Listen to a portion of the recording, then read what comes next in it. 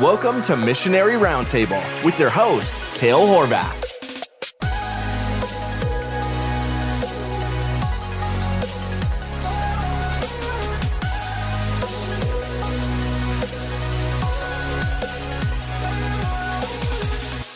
Welcome back to Missionary Roundtable. So glad that you guys join us again this week as we continue to talk about the Great Commission, foreign missions, and the part that we each should play in the Great Commission that Jesus Christ gave us as followers of Him. And so this week we've got another missionary on, a special guest that I'm really excited to introduce to you guys. His name is Will Lyon. Will has been a missionary in Ecuador for 10 years.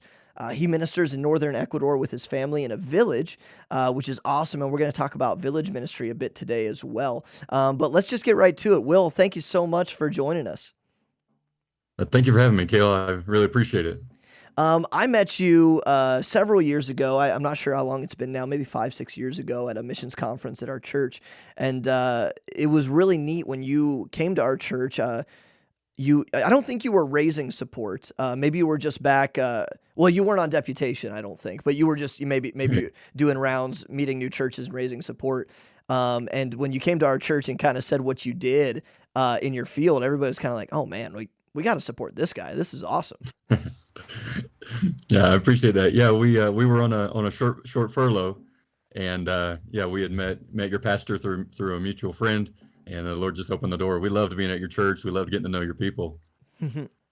We loved getting to know you too. And I believe, if I'm not mistaken, so Jeff used to volunteer, Bartel, our pastor, used to volunteer on a mission board. Is that the way that you connected? Aren't you through that vision board or mission board? Yes, it's called Daystar, and that's my mentor was the president of the mission at that time, and a friend of Jeff's. His name's Doug Hodges, and so he connected us. Oh, awesome. Very cool. So yeah, why don't you, I want to let you introduce your field and what you're doing and really just like a brief story of how you got there. How did God take your life and direct you in a way that it led you to the international mission field? But why don't you introduce us a little bit, just like where are you from? Where's your home church? What state are you from? Okay. Yeah, once again, I appreciate you having me on here, Kale. It really means a lot to me that you called me and let me be a part of this. I am originally from the Carolinas. I moved a lot when I was a kid. My dad, because of his work, we moved around a lot, but primarily there in the Carolinas along the coast. And when I was about 13, my dad surrendered to preach, and I was the youngest of 4 children. So he was in his mid-40s when he surrendered to preach. Wow. And so at that point, we moved to Florida. My dad went to a Bible college there in Florida. And then a few years later, I went back to the same Bible college. I went with the idea that I knew God wanted to use me in ministry in some way. I was scared to death of preaching, so I was basically open to anything except preaching. And but of course, the Lord, He ruined that. He called me into preaching anyway. But I went there. My first year in college, I had a kind of a general degree. I didn't really know exactly what I was going to be doing. But there was a day I went out with a couple of missionaries. I went out to lunch with a couple of guys that I knew. And I was sitting there at the table, and they were talking about missions. And one guy was in Trinidad, and the other guy was in the Philippines. And they were talking about their ministries. And I was sitting there. I remember thinking to myself, never at one point in my entire life have I ever thought that I should consider going to the mission field. And I don't know why I'd never thought that before. I'd been in church my entire life. I'd been around missionaries my entire life, but it was never personal. Until I was sitting at that table, and it just hit me, man, I really should think about this. And it was literally just within a couple of weeks, I couldn't stop thinking about it, praying about it. I talked to a few guys that really helped me understand, how God calls people, how God leads people, specifically to the mission field. And it was really just through that I surrendered my life, and I told the Lord, whatever He'd have for me, I'm willing to go wherever that would be. Yeah. And I had a heart, even back then, I had a heart for remote missions, remote peoples. And so, and the Lord just used that and directed us. We came to Ecuador originally because my wife and I, when we were engaged, we had to take a missions trip for our degree where we were studying. And she had a missionary from her home church. She's from Savannah, Georgia. And from her church, there was a missionary who had been in Ecuador for many years. And, we didn't necessarily have a calling for Ecuador at that time. It was just, there was an open door. So we went to Ecuador. We spent about a month This was back in 2005. Yeah. And it was really just through that trip that God really broke our hearts for the Ecuadorian people and for the need that was here. It was a few years later that God directed us specifically to the people group that we're with right now. But it was really just through that trip that God opened the doors and opened our hearts to give our lives here and to serve here for as long as we could be here. That's awesome. There's a quote that I refer to a lot. I've written in my Bible. A man, he's now passed. His name was Dr. Clifford Clark, and he's the father of a missionary that we support in Colombia named Paul Clark. And what he used to say was, not every missionary is called to be, or not every Christian will be called to be a missionary, but everyone should struggle with the possibility. And it sounds so simple, but it's like you just said, what missionary ever became a missionary without first thinking, hey, I wonder if I should be a missionary? It's very, it's not as mysterious as we make it out to be sometimes. It's like, man, maybe you should just consider if God would have you to do this thing. Yeah, absolutely. And then you just had an open door to go visit a country. You saw the need, it burdened you, it broke your heart, and then God paved the way for you to do it. It sounds like it. I'm just summarizing what you said. Yeah. Yeah, you said it right. I think sometimes we almost make the calling of God specifically into missions, we almost make it kind of mystical, and like you have to have some kind of a clear vision right from the beginning. And I don't believe it's really that way. You see Paul in his missionary journeys, he went out and really the Holy Spirit led him from place to place. But really what God expected from him was surrender and being willing to go. And really the Lord led from there. And that's what I want to try to do. Yeah, and when he wanted to go somewhere and God didn't want him to go there, he told him, don't go there. Like, I think that's one of the best parts is that guys who want to surrender to missions, they're looking for the where immediately. But it's more like, why don't you just go and obey the Lord? And if he doesn't want you to go there, he'll make it clear. Like, rather than waiting for God to tell you where to go, how about you just prepare to go? And then if God doesn't want you to go there, he'll shut it down. Absolutely. But he didn't shut it down, and you've been in Ecuador for now almost 10 years. And really you have an interesting story, because if anyone is listening to this and maybe they haven't taken like a missiology class in their Bible Institute or the advanced discipleship their church may offer, if they haven't done anything with missions, typically when you start talking about strategy of going to countries or people groups is another buzzword, people groups, in missions today. Typically the easiest strategy, and it's a good strategy, it's not wrong, it's go where the people are. And so you hear about people saying, hey, if you don't know where to go, when you have that country, just go to a city, start there. And then, if God leads you somewhere else, that's fine. But most of the people are in the city. You're not in the city in Ecuador. You're in a village. Would you mind just kind of sharing some of your story and how God opened the doors for you to move to the village, how God confirmed that and what you're doing there? Yeah, absolutely. I'd love to share. It's it's a long story. There's a lot of aspects to it. I'll try to condense as much as I can. Dude, don't condense. Wait, do it. We love stories. If people are listening to a podcast, they want to listen to something interesting. So go for it. Right. Okay, I got you. Well, we originally surrendered to go to the area that we're in right now while we were still living in the States. Right when we were first beginning the idea of joining with a mission agency and raising support and getting everything in order, God through a series of events led us to have a desire for the people in Northern Ecuador. Now, we had never been to Northern Ecuador. We knew nothing about it. It was just literally through prayer and talking to people, God led us, to this area, to this desire to go to Northern Ecuador. And so we began the process of raising support. We began going to these churches, and we would tell churches everywhere we went, God's called us to Northern Ecuador. We want to plant churches. We want that to be a focus of our ministry. We've never been there. We don't know anything about the people who are there. We just have a desire to go there. And it was scary. Some of those churches took us on for support. And I really, looking back, I wonder what they were thinking. Because we didn't offer much. They're like, all right, sounds great. Right. Sure. We'll give you money. They just trusted the Lord. And that's what we were trying to do, I guess. Amen. But we went to a church, and to make a long story short, we went to a church. It was actually an accident. When we showed up at the church, the pastors, said basically, "Who are you?"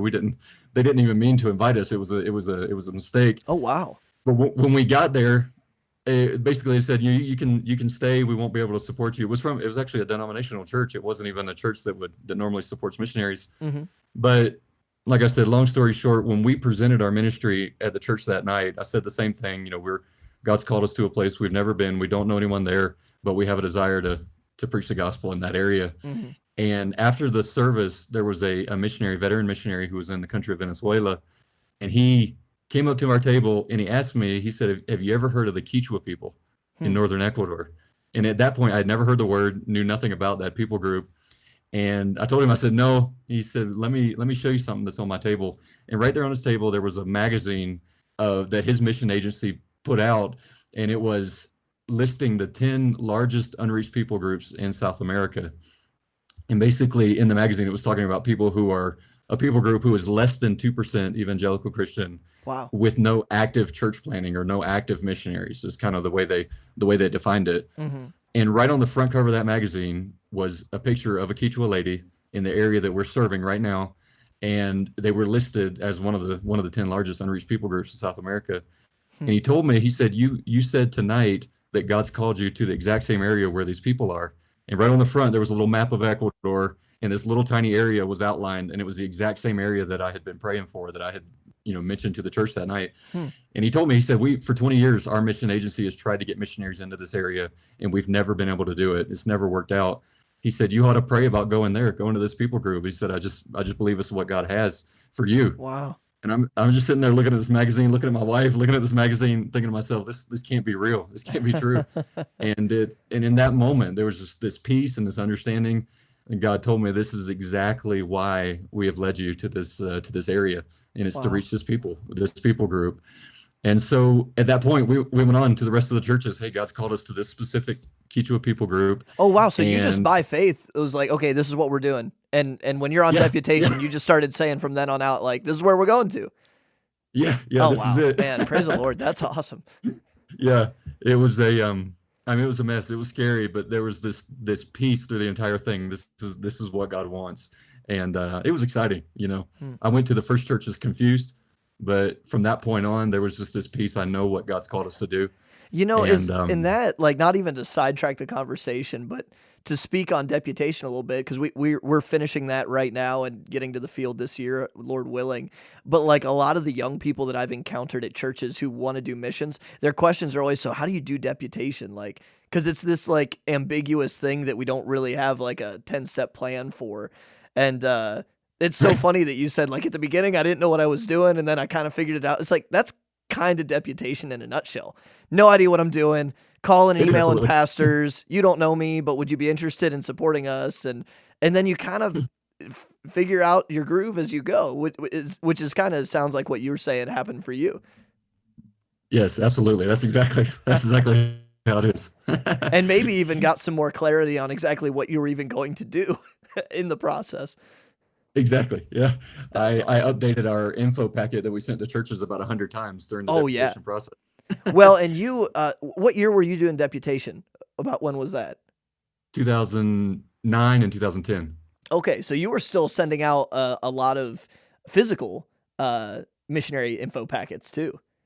Yes, yeah, it was right before. We didn't have a smartphone. We didn't have anything. It was right before all that came out. Man, I tell you what, I've only sent out a couple. It's more of like now just emailing PDFs. It's funny how that things change over the the years, but yeah. All right, I'm sorry, change. I sidetracked it. But so going back to, so you now feel like you've got some more clarity. I want to go to this. I want to go to this village, this unreached. By the way, we're not going to, but we could sidebar on just how even the Apostle Paul said, I want to go where there's no no man has laid a foundation before, and the man, really the conviction we should have for reaching on people who are unheard, who haven't heard the gospel. And so you catch that fire and find a people group that you want to go to in the country that you felt God was leading you towards.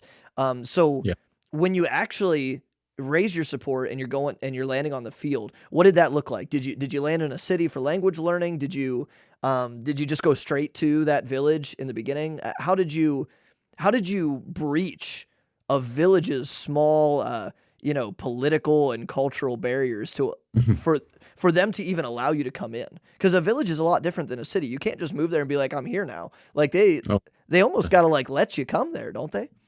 Right. That was quite a process. I That's a great question. It's really so it's something I love to talk about. Is I've never seen God work in a more tangible way than in the way He opened the doors for us to not only move into the village, but I mean, even to find these villages. They're not even on maps. Wow. And it's just unbelievable the way that God worked it all out.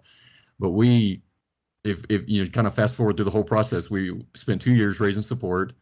We went to Costa Rica first to be able to study Spanish. And so we spent a year there. And even while I was there, my heart was, I don't even want to learn Spanish because I want to learn Kichwa. I want to learn that first. But Spanish is the language of Ecuador. So we knew we had to take that step first. Sure. So 2 years raising support, a year in language school, and then we moved to Ecuador. So you did really language not school knowing- in the States before moving, or? Yeah. Okay. In Costa Rica. Oh, in Yeah, we Costa went to Rica. I'm sorry. Yeah. Yeah, we went there, spent a year there. Mhm. And then when we went to Ecuador, I remember specifically my father-in-law asking me about a month before we moved, I guess it was about 2 months, almost 2 months before we moved. He said to me, he said, Will, I'm kind of concerned that you're moving to Ecuador and you don't have a house yet, and because you're looking out for his daughter. Sure. And it was funny because we didn't have an open door in the villages yet. We knew God wanted us with the Kichwa people, but we didn't know how to get there and how that process would look. There were no missionaries to contact. There was no one working here. And so in my mind, when my father-in-law asked me that, I was thinking to myself, you're worried about us not having a house. I don't even have a city picked out yet. I mean, we don't even know where we're going to land yet. And Wow. I didn't tell him that, but we basically about a month before we moved, we got contacted by a missionary who was just getting started in the capital city of Ecuador. And he said he had heard our story, and he said, I know you have a desire to go to the Kichwa people. You don't have an open door yet. He said, so if you want to, you can come, you can live here, in our area, you can help us plant this church while you're waiting for the door to open, basically, for the Kichwa people. And so that's what we did. We moved near the capital city, and we spent about 2 years there helping plant a church. And it was funny, the church there was actually in the richest town in all of Ecuador. It was kind of a suburb of the capital city. It's where all the lawyers and TV stars and soccer stars, is where all of them lived. And so we spent our first years in Ecuador among that people. In the Los Angeles of Ecuador. Exactly, yeah. And then we moved to the poorest of the poor after that. Wow, yeah. And So it there's was quite a the shock, contrast. Yeah, culture shock. Right. And so there's so many details to the story, but when we moved to that city in Ecuador, about a block down from our house, there was a bread store. And we walked down probably 2 or 3 times a week. We'd go down to that bread store and just get basic groceries. And we became good friends with the guy who owned the store. And about 2 years later, and I didn't know much about the guy at that point. I didn't know where he was from. But about 2 years later, he asked me one day if my wife would be willing to teach English to his children. And so I jokingly said, why don't you teach him English? Why don't you teach him English? Don't you speak 2 languages? And he laughed and he said, well, I do speak 2 languages, but I don't speak English.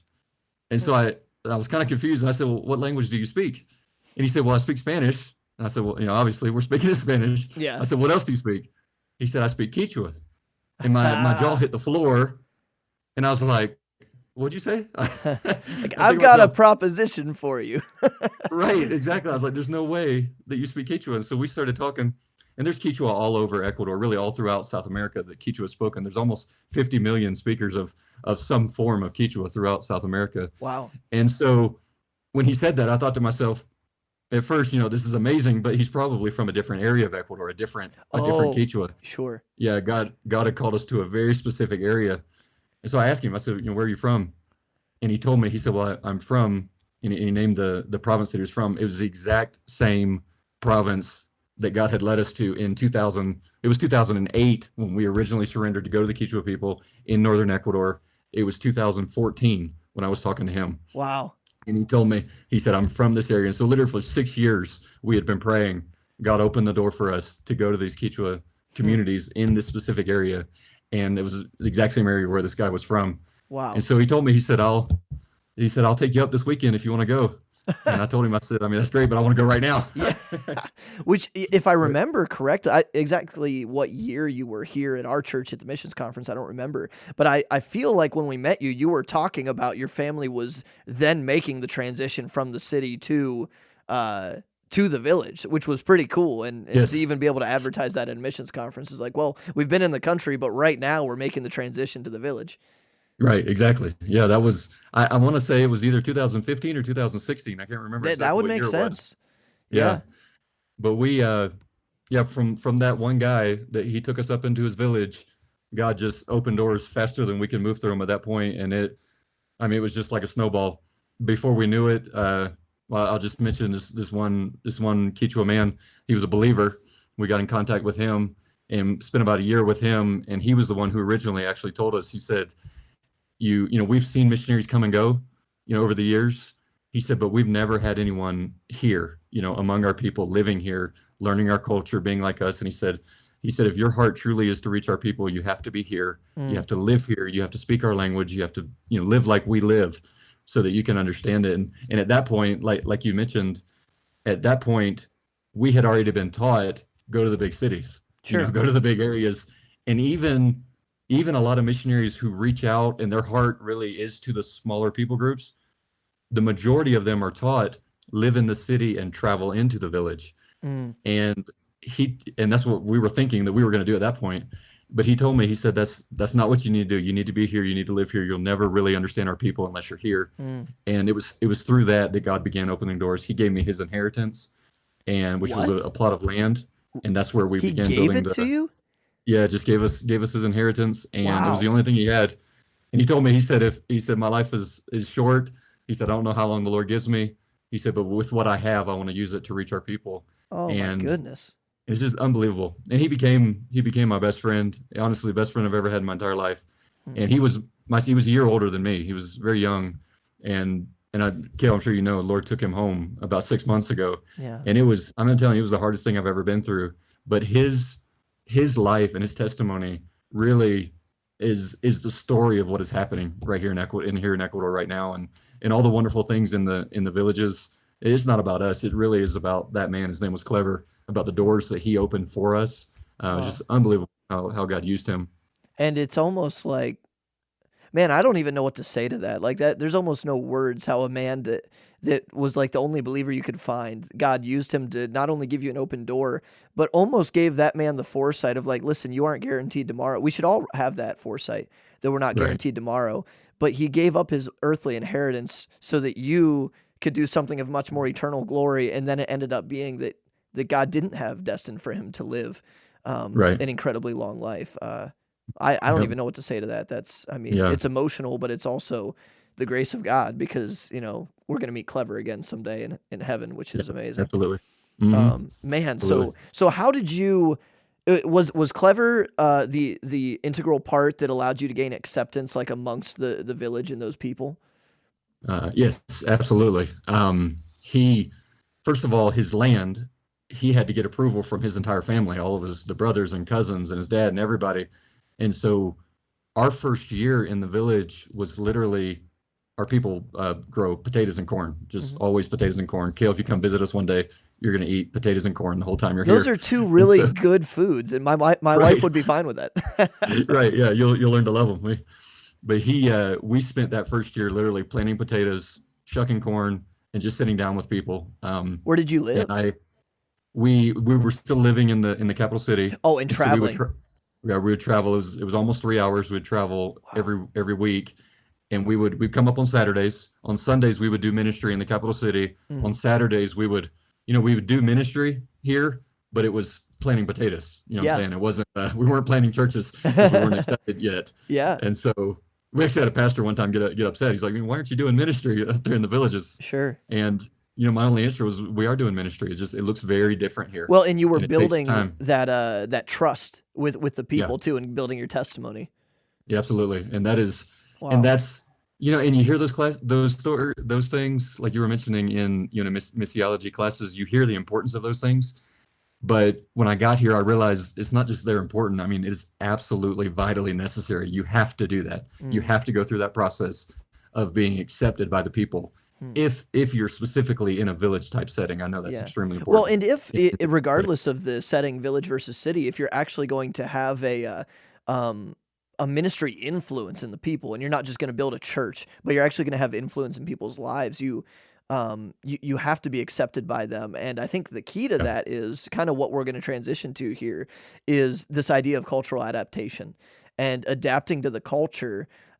And so I want you to, as you continue to tell these stories, by the way, so don't shift gears completely. But as we're going there, let's kind of hone in on the importance of missionaries to quote unquote live like the nationals live if we're going to reach them, because the sad truth is that many missionaries, when they leave America or maybe just leave the West in general, they go to the field and they'll live like Americans. They'll kind of export not just American Christianity. I don't even really mean that. I mean just export their American luxuries and wealthy living, lavish living to the field. And so, I kind of would like for you to speak on how that can actually hurt or hinder the influence of the American missionary then in the lives of those people. But again, in the context of these stories that you're telling.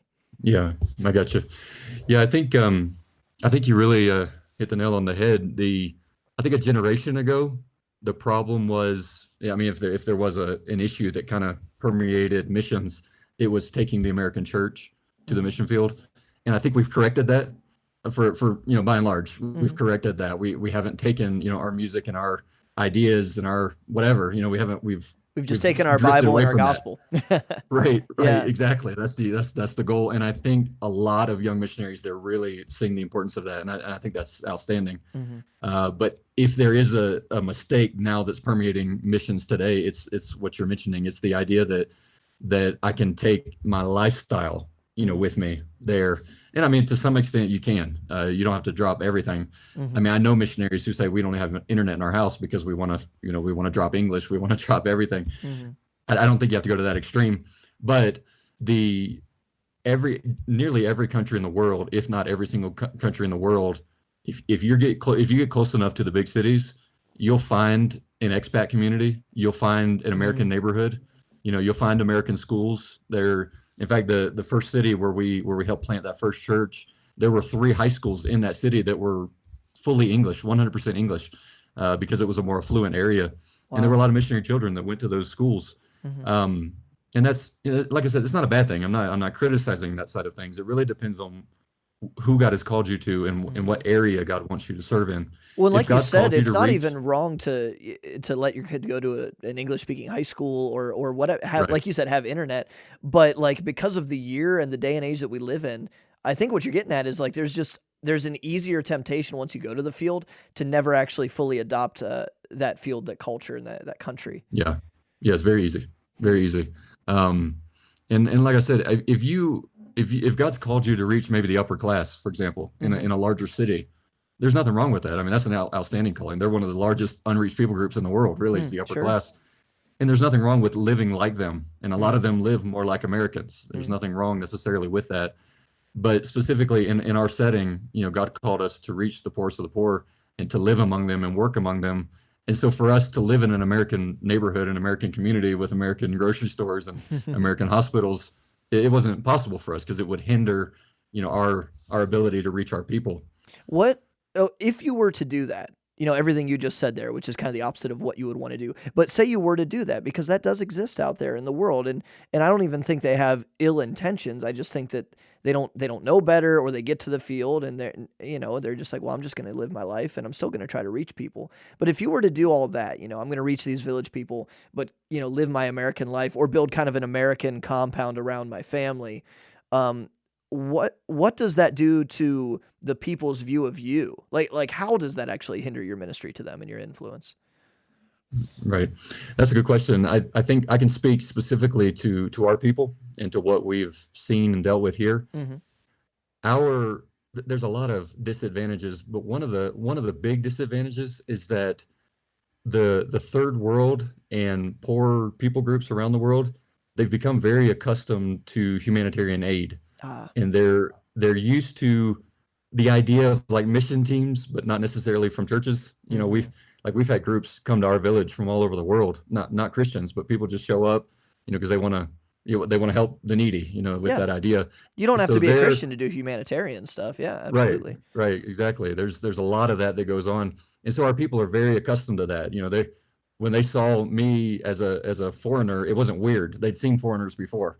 Foreigners had shown up and done things for them. Yeah. And so one of the reasons why you need to adapt to the culture and, if possible, live among the people wherever God has called you to, is that you need to make that break that you're not that group of people. You're not the group of people who just shows up, does something, and then leaves.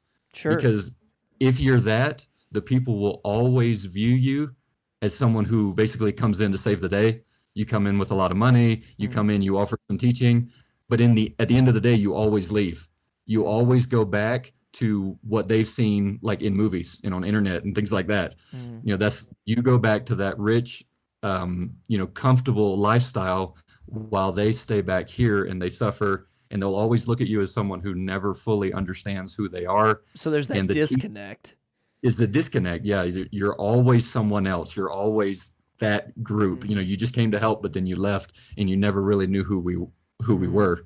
And so in the end, all the people will want from you as a missionary is whatever they can get from you, whatever they can get out of you. And I don't mean that to cut down the people, but that's what they're used to. If you're going to come and you're going to bring money, they're going to listen to your teaching. They're just going to bring the money. They're just going to accept the money. That's all they want. Whereas when you come and you stay and you learn the culture, you begin to, adapt yourself not only to their language, but to their accent. You learn their phrases, you learn what makes them laugh. You learn what makes them cry.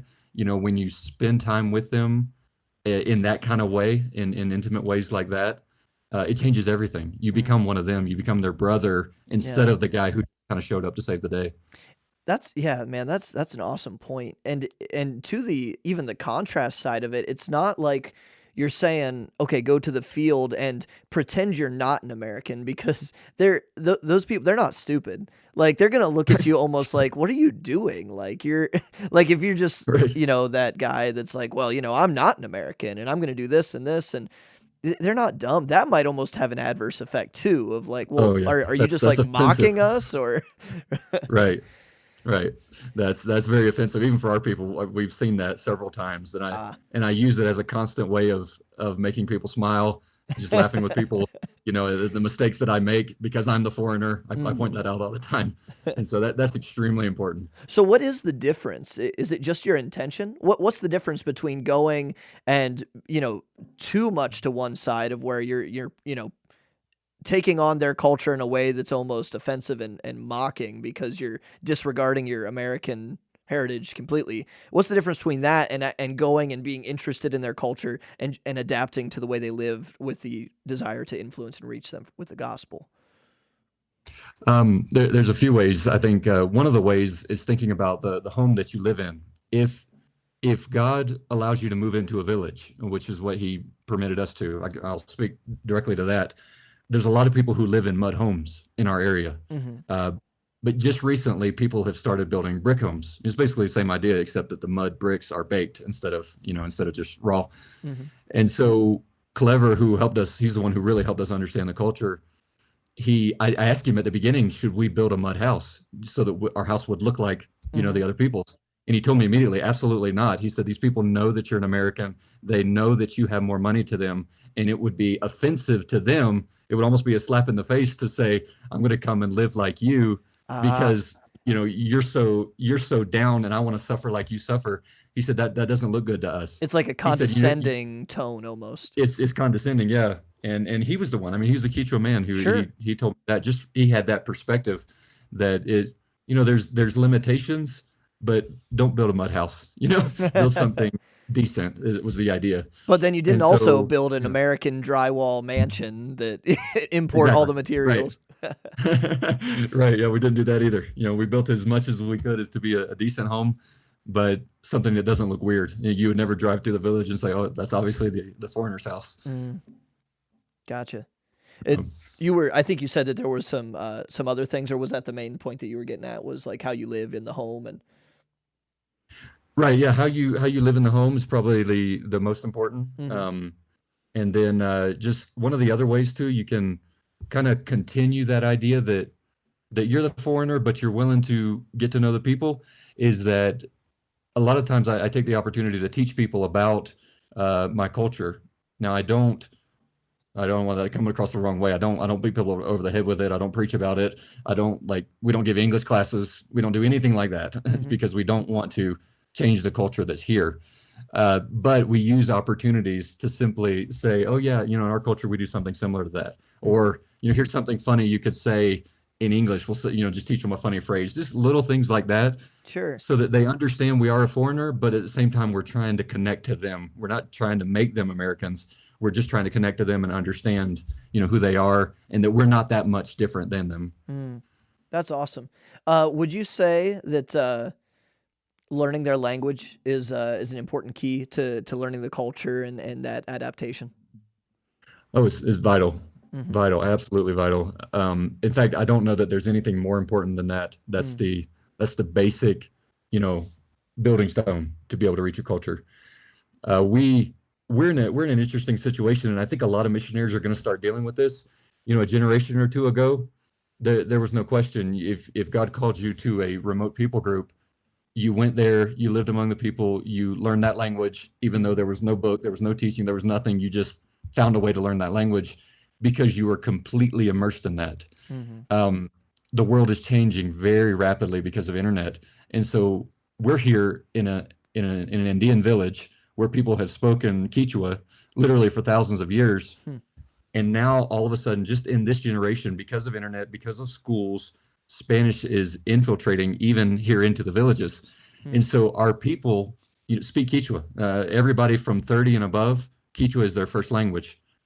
But there's been such a drastic change where every teenager that we deal with and every child that we deal with, they only speak Spanish. I mean, literally, they have completely gotten away from Kichwa because of the fact that Kichwa is looked down upon. It's very, very racist type idea that they're the poor and they're the dumb, the ones who speak Kichwa. And so there's this shift away from Kichwa. And it's happening very, very fast. It's happening right now while we're here. And so we have to, as a missionary, you have to balance that. You have to see the importance for the older generation in their language, and then at the same time, you have to understand that when a teenager, for example, if a teenager were to hear me speaking Kichwa, he would be embarrassed that I as a foreigner would speak his language that embarrasses him. And so it's a very, very fine line. You have to be very, very careful how you handle that. But in the end, you have to know the language of the people. Whatever is the most common language of the people, you have to speak it, and you have to speak it well. Yeah, well, because you can learn some aspects of culture, I think, without learning a language, but you can't learn how people think. You can't learn their idiosyncrasies. You can't learn their cultural references unless you understand their idioms and things like that. And someone listening to this who's not a missionary might think it's even crazy to suggest that someone would go to the field and not learn the language, but that's very common, more common than you would think. And like you said there, the temptation now in this day and age, especially if you go to a big city, English is an international language, and you can find either an expat area of the city or just the temptation to only ever do ministry in English, because you can always find young people who speak English to some degree. And you could certainly do ministry in English, but it does hinder your ability to relate to the people on a different level. If you don't learn their heart language, I guess is what a lot of people would call it. Yeah, absolutely. You're 100% right. I have a friend of mine. He just retired from missions, and his name was Ernie Brown. He actually lives not far from where you live. Really? I don't remember the name of the town where he's in. I think it's less than an hour from New Philadelphia. But man, he just had a great heart. I've never met a missionary with such a love and such a heart for his people. And he was here in Ecuador. He was with a Kichwa group that was a couple hours away from where we are. And he was funny. I don't know if Ernie would ever hear this. I don't want to offend him, but Ernie, he never learned Kichwa. He was here for 20 something years, never learned Kichwa. And his Spanish was just a train wreck. I mean, I love the guy to death. And my Spanish is terrible. I'm not trying to make mine sound good, but he was just an absolute train wreck. But he loved his people unlike any missionary I've ever met in my life. And when I was with him, with his people, I would hear him speak Spanish, and I would have no clue what he was talking about. And I'm thinking to myself, I can't even understand you. And these guys who are Kichwa speakers, they're trying their best to understand his Spanish. But like there was no disconnect. They loved him so much, and they learned from him. He taught them the Bible. He planted churches. He did so much work. And so he at least tried. Even though it was difficult for him, he at least tried. And you have to make that kind of effort, and you have to love your people in that kind of way. That's a really good point. In this context of cultural adaptation, because we're not going to nail everything. Not everybody Oh is yeah. going to learn a Oh no. language like well and be incredibly fluent and like, I think everybody has this romanticized dream of like being mistaken for, a person in that country. Like, okay, maybe like I'm going to Europe, I'm going to Hungary. My family is Hungarian. So maybe if I get really good at Hungarian and someone just sees me, maybe they'll mistake me. But come on, if you're going to Africa, if you're going to South America, they're going to know you're an American. So Right. that effort is so important because they see you trying. I've even seen it when I go to Hungary and I'm trying to learn nuances and I mess up and they laugh, but you can tell that they respect the effort, and because they know their language is hard and they know it's hard for you Yeah. because you're an American, but that effort goes such a long way, wouldn't you say? Absolutely. Absolutely. That's the most important thing. They're gonna know. They're gonna see. And if you show up, and I know there's missionaries maybe who don't have another choice, and so I don't want to, I don't want to cut anybody down, but Sure. if you show up and you never try to learn the language, and you never, everywhere you go, you just take a translator with you. Um, and obviously sometimes you have to do that because some missionaries deal with cultures where there's a lot of different languages. Sure. But if you never put forth that effort, the people are going to know, and there's always going to be that disconnect. He's not one of us. Wow. Yeah. Which, like we said, isn't it's not inherently wrong, but it will hinder the effectiveness maybe or Yeah, of your influence in absolutely. ministry. That's Mhm. awesome. I'd be remiss when we're talking about cultural adaptation. I'd be remiss to not go to 1 Corinthians 9 and just read the passage that Paul talks about that, in a missions class or in a mission sermon where you're talking about living as the nationals do for the sake of influence for the gospel. If you don't mind, Will, I'm just going to read 1 Corinthians 9, Yeah. 19 through 22. And then maybe we can just speak a little bit, just even biblically what Paul was advocating here on this level. So Paul says in 1 Corinthians 9, starting in 19, "For though I be free from all men, yet have I made myself servant unto all, that I might gain the more. Unto the Jews I became as a Jew, that I might gain the Jews. To them that are under the law, as under the law, that I might gain them that are under the law. To them that are without law, as without law, being not without law to God, but under the law to Christ, that I might gain them that are without law. To the weak became I as weak, that I might gain the weak. I am made," and here's the kicker. This is kind of where everybody always quotes, "I am made all things to all men, that I might by all means save some." And I Mhm. really think that's kind of the biblical mandate, to be willing to lay down our liberty and lay down even our culture if we're going to go to the field uh, to Mhm. to to gain these brothers in Christ, because I'm willing to lay down some things that might save some. Mhm. Absolutely. I think you're absolutely right. If you look at Paul's missionary life and even the life of Jesus Christ, you understand, and you have to see the fact that the call to missions is a call to sacrifice. Mm. It's a call to suffering in a lot of ways, and you have to know that from the beginning. And I don't think mission agencies have in mission books and classes and things. I don't think they've intended to cause this problem, but a lot of times the idea is we want to help missionary attrition. We want to keep missionaries on the field, so we need to protect them. And so let's find them a protected home, let's find them a protected neighborhood, and let's shelter them from a lot of the issues that cause missionary attrition.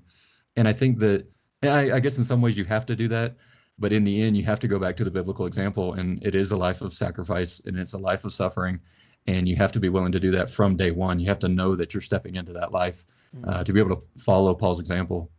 And so would you say it's less about the hard conditions on a mission field should be you should just assume that. So is it more about just the willingness on the front end and even the commitment on the front end that if you don't have that settled in your heart before you go, that lends itself to people leaving the field when they face the inevitable hardships?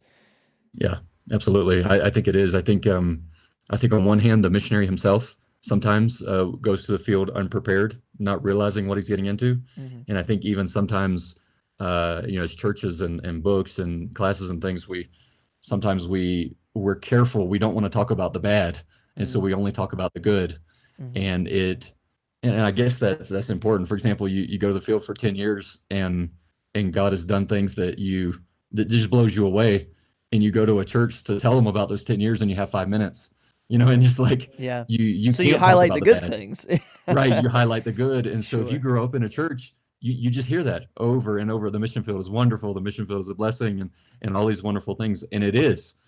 But then when you get to the field and you realize, oh my goodness, this is a lot harder than I ever imagined. I think that causes a lot of missionary attrition because they don't realize what they're getting into. And so I think it is important to understand that sacrifice from the very beginning. And it's those joys on the mission field that make the mission field so great, that make it you able to handle the hardships. It's not that the hardships don't exist. Yeah. It's just that it's worth it because of the ultimate joy of seeing those people come to the Lord. Oh, it is. Yeah, absolutely. About 6 months ago, when the Lord took Clever home, I remember, just the pain of going through that. Watching someone die in a third world country is not an experience anyone would ever want to go through. But as deep as that valley was, and as painful as that was, having all of the wonderful memories and all of the incredible things that God did through Clever to open the door here in the villages. Like you said, it balances it out. It's what keeps us going on the field, because it's like on the mission field, the blessings are unbelievably huge, but at the same time, the valleys are unbelievably deep. And so it's this extreme roller coaster of a life. But you have to know that, going into it. Which, I mean, really, if we're just going to be honest, that's what the Lord calls us to when we get saved, period. Whether you want to be a career missionary or not, he says, if any man will come after me, let him deny himself daily, take up his cross daily and follow me. So it's not like only missionaries are called to suffer.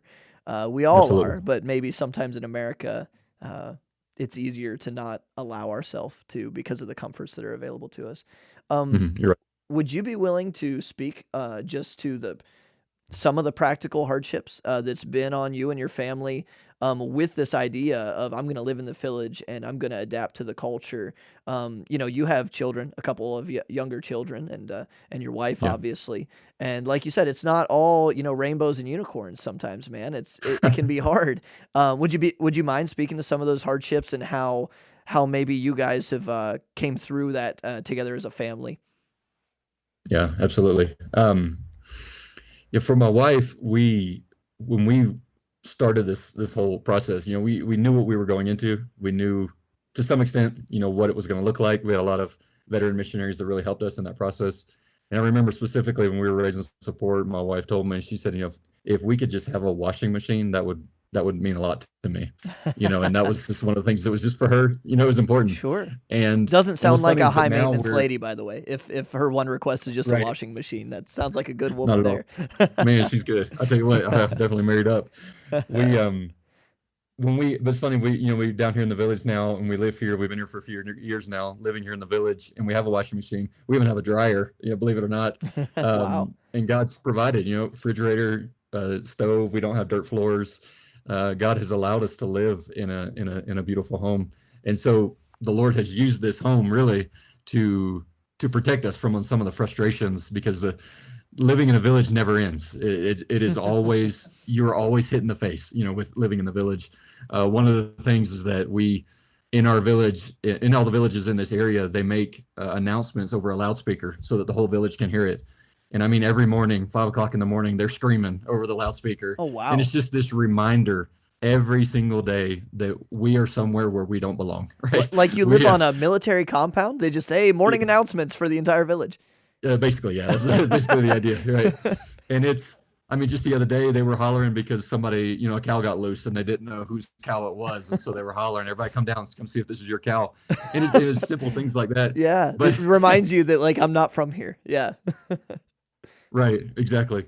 And we had a veteran missionary help us one time, and it's been so helpful to us through the years. And they said it's not just that one frustrating thing happens. She said, because there's frustrating things no matter where you live in the world. But when you go to the mission field, what you'll realize is that by 10 o'clock in the morning, if you're trying to accomplish something, about 10 to 15 frustrating things have already happened by 10 o'clock in the morning. And it's just all day long. You're not from here. You're not from this culture. You don't speak this language. And it's just Satan trying to just get you down. Which can be really defeating. And, yeah. Right. It really is. It really is. And it just wears on you over time. But being here in the village, we have found ways to number one, reach out to people in a friendship kind of way, to work hard, to have friends. As I mentioned, Clever, he was literally the closest friend I've ever had. and his wife, his widow lives here right beside us now, and his children are very close to my children. Very, very close friendships. It's very important to have those friendships. And I think one of the things we've also learned is the blessing of having internet, ways to communicate with family and friends in the States and other, missionaries around the world, because we're the only missionaries, obviously, in this area, and we're the only foreigners anywhere around here.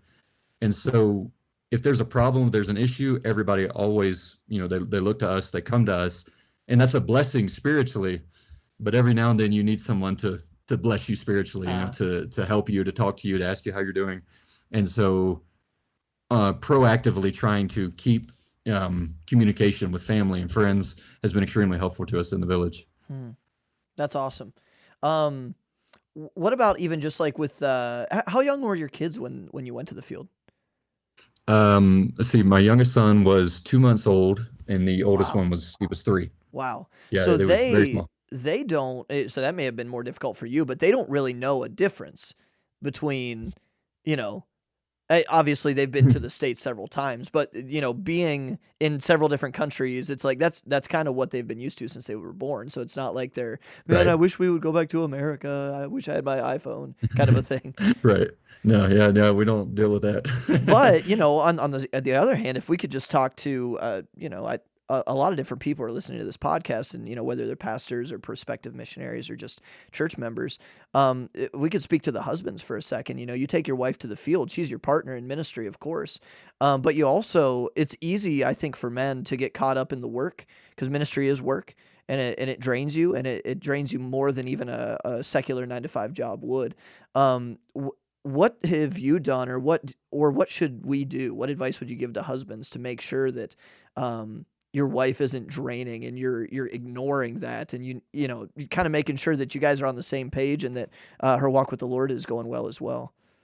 Yeah, that's a very, very important question. It's very important to remember that you are not married to your ministry. You are married to your wife. Amen. And God allowed you to choose her before he allowed you to choose that mission field, for the most part. Sure, For typically. the most part, not always, but and so Unless you marry a national like Jeff did. Jeff right. married an I was Albanian thinking when he about got Jeff when I said that. I was like, well, not always. Well, the exception proves the rule. You're right. Yeah. Right. Yeah, I think you have to keep that in mind. And I think the number one way to help you with that is that before you go to the mission field, you have to destroy the idea in your mind that God has called you to produce numbers. You have to completely get rid of that idea, that notion. God has not called you to win every soul in the entire country. God has not called you to plant 100 churches in your first year. You have to eliminate those ideas. Look at the examples of Ezekiel and look at the examples of Isaiah.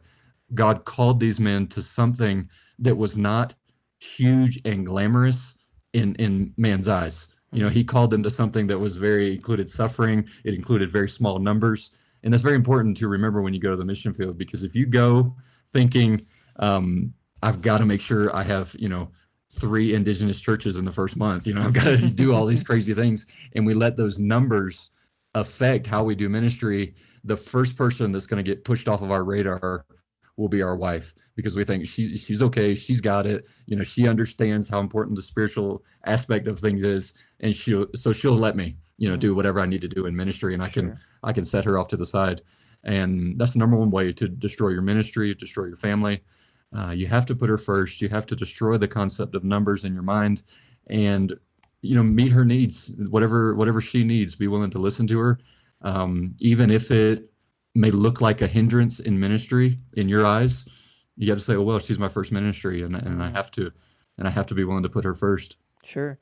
And even just, would you say just communication is important? As any guy who's been married for a minute maybe has learned. Learning to communicate with your wife is very important, but how much more so on the field?